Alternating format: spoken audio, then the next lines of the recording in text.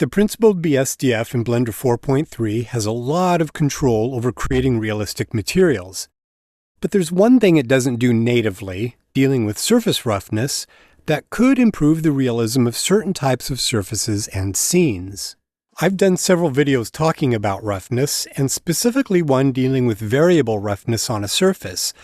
But since it's been quite a while, and I've got a lot of new subscribers, I figured I would do a new version for Blender 4.3. So in this video, I'm going to show you how to go from this rendering to improve the realism of a scene, especially for architectural scenes, because this is a real-world phenomenon where we have variable roughness according to incidence. Because in the real world, this is an effect that happens quite often. I was walking by and saw this transformer here, and face on, it's quite rough. There's a slight glossiness to it, but it's overall a very rough surface. When we change the viewpoint by moving to the side of the object, then that front face that I had just been standing in front of and looking directly at becomes mirror-like. So this is a very common thing that you're going to see in the real world, and Blender can simulate this, but you got to know how to set it up. Here's an example of a floor where when looking straight down at it or close to my feet, it's quite rough, but down along the length of it, where the glancing angle becomes higher, the surface becomes more mirror-like. And here's another example, the lockers. There's a slight amount of glossiness you can see on the surface, and underneath of that, in a 3D term, we would think about it having a diffuse component and then the glossiness sitting on top of it. But overall, our general impression is of the surface being quite rough. But as soon as we change to a different view angle, we get this. Look at that from the side where we have a much higher glancing angle according to that surface. It becomes mirror-like. This is the Fresnel effect, but it's not just simply the Fresnel effect. Its roughness characteristics are causing light to scatter differently depending on your view angle. So in this video, I'm going to break it up into two sections. If you want to look at sort of the theoretical framework for why this happens, then you can watch that. If not, just skip to the end where I go over how to set it up and a few more examples. Roughness defines the scattering characteristics of light on a surface. The higher the roughness, the greater the scattering of light. For instance, a mirror is a perfectly polished surface with no roughness, and a piece of concrete is a surface with a lot of roughness. In both cases, the degree of roughness defines the kind of surface we're seeing. And in both cases, this roughness characteristic is quite uniform, meaning it doesn't really change with your view angle.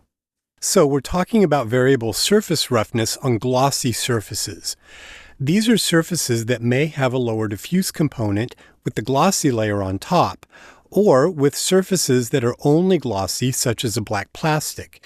This variability happens on the glossy component. This can also happen with metallic surfaces.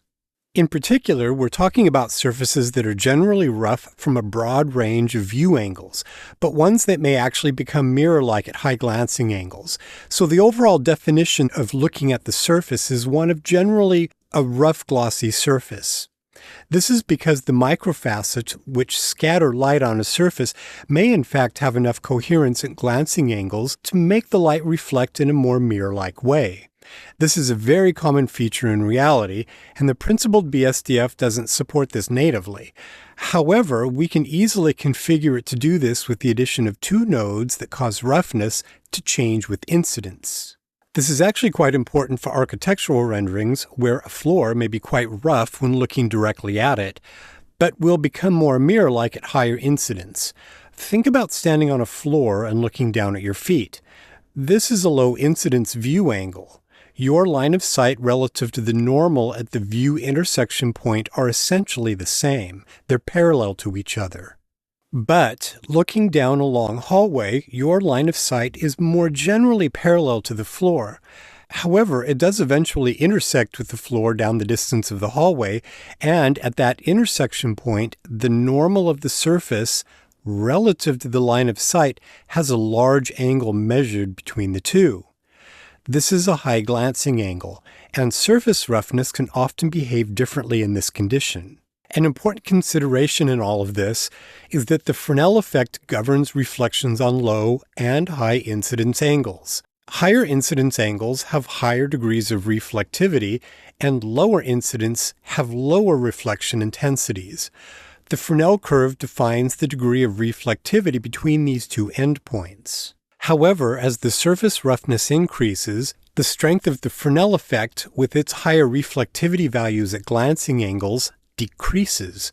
This is because the roughness scatters the light at the glancing angles, which has the effect of diffusing away the strength of the Fresnel effect. This is actually the default behavior for the GGX microfacet function in Blender, and it does describe how a lot of surfaces behave.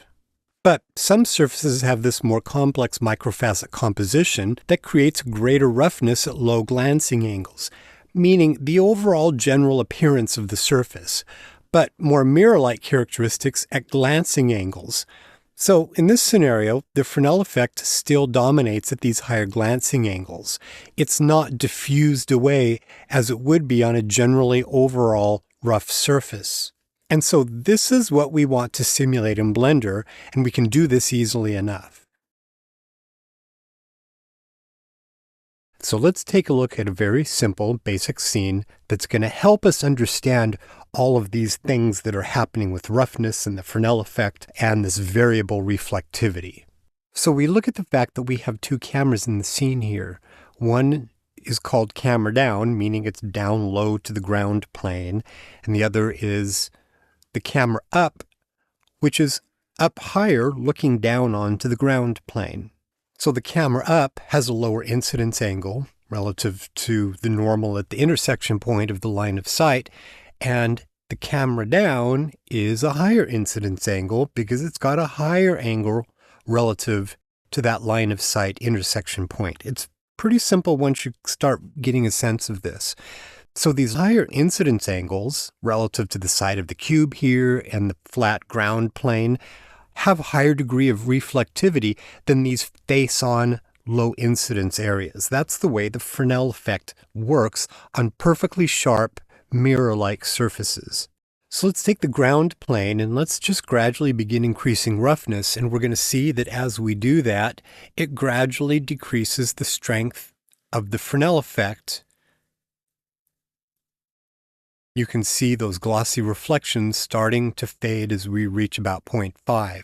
So the surface is becoming much more rough, and that means the light is being scattered in a way that it kind of diffuses those glossy reflections at these high incidence angles. That's how by default roughness affects the Fresnel effect in Blender. And that happens for a lot of surfaces. It's the default behavior. So let's take a look at the cube. If we come over and do the same thing with the cube that has really obvious high reflectivity at these high glancing angles on the side and on the top, if we begin coming over and increasing the roughness, so it's uniform roughness across the surface, that will begin to diffuse away the intensity of those high glancing angle reflections. You can see those really beginning to mute. And as we get right up to about 0.5, we've really lost those high glancing angle reflections there. And this is just, again, the default behavior for how roughness affects the Fresnel effect. But when we come back up to this high camera up here, let's come back up here, camera up, which is low incidence, it basically looks the same as it was before. So roughness has much less of a visual impact on these low incidence areas, meaning the parts of the scene where you're looking face on to the surface. Let's return back to our default camera, and this is where we want to introduce the variability so that we have that behavior that we see in the real world, where off in the distance it would be a little bit sharper in reflectivity. We're going to come in and type in Shift-A layer weight, and the other one, Shift-A, is RGB curves. So RGB curves is going to represent F0 and F90, meaning face on. So this right here will represent the roughness essentially here, and this will represent the roughness, say, at the top of the cube or the side of the cube or off in the distance here at this higher incidence angle. So we need to look at what our roughness is right now. Let's take our roughness up to just that 0.5. That's the default, and it's pretty rough. So we want to take this, which represents face on, and we want to take this right to that about 0.5, and you can specify it exactly if you want. And then this second point up here, an easy way to do it is just to set it down to 0. So we have an interpolation between these two endpoints. And what tells RGB curves to do this is the layer weight function. And by default, what we want to do is just use Fresnel. There's Fresnel and there's facing. And they're both going to do the same thing, but facing gives you kind of customizability in how you want to represent the surface. But all it's doing is it's saying, change the variable interpolation between these 2 points according to the camera's incidence angle at the intersection point of your line of sight at any point in your image. So we're going to use Fresnel as a starting point because what it uses the standard Fresnel curve as the distribution between these 2 points. And when you do that, by default, you just want to leave the interpolation between the points here linear, and it will automatically use the Fresnel curve as the curve between the two to give us sort of a physically correct interpolation between those 2 endpoints. Whereas facing is simply going to do a linear interpolation across the 2. And by default, it won't look quite right. So let's go ahead and use the standard Fresnel to drive into curves here. And even though it's showing linear, it's actually going to be producing a more parabolic type of curve here. And we're going to drive that into roughness, and then look how that changes the surface. So as incidence increases, it changes the roughness to become sharper.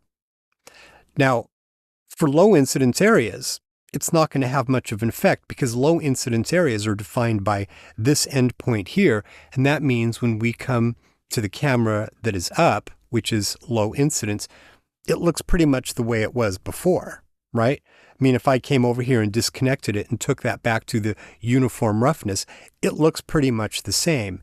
It's only when we come back over to our down camera, and then when we hook that back up, that we get this effect happening, okay? So that's basically what's happening. So if we come over and we take a look at what happens if we put facing instead, you see it really gives a more linear interpolation, and it doesn't look quite right. But what facing allows us to do is to manually come in here and put a point in here and give us something closer to what the Fresnel curve is giving. But you have the ability, once you know this, to come in and you can really change the expression. If you only want just a very hint of high incidence areas to have sharper reflections, you can define it this way. So if you just want the default behavior with a known curve, just use Fresnel with a linear interpolation.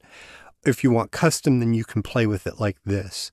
But let's take a look at the cube because we can do the same thing. In fact, I'm just going to go ahead and copy these for ease sake. Let's take a look at the cubes and let's go ahead and paste these in.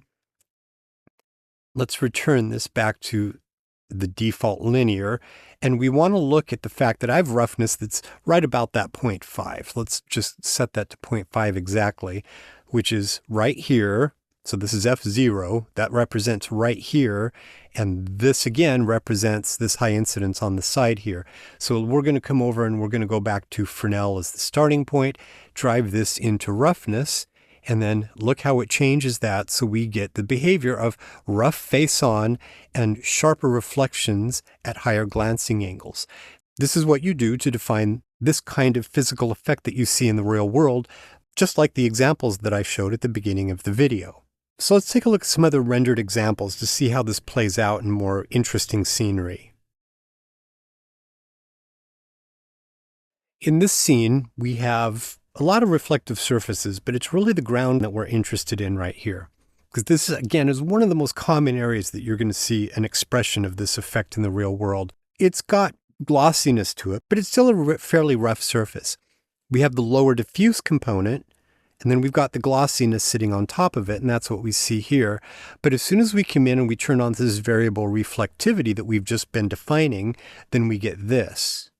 And so this makes it kind of generally appear the same, except as the glancing angle increases somewhat, we get a little bit more dynamic appearance in that part of the scene. And here we have another part of this scene where I've got this marble countertop type of material, and it's fairly rough. It's moderately rough. We can certainly see some of the glossy reflections a little bit when you look close. But as soon as we come in and add this variability effect, you get this. So that's really interesting. That's actually fairly dynamic in this scene. It can really add some depth to certain types of materials. Here in this scene, we have another situation where we've got this ground material, and you are walking down kind of along the length of this long hallway, and because it is somewhat glossy, you actually very likely would see this effect.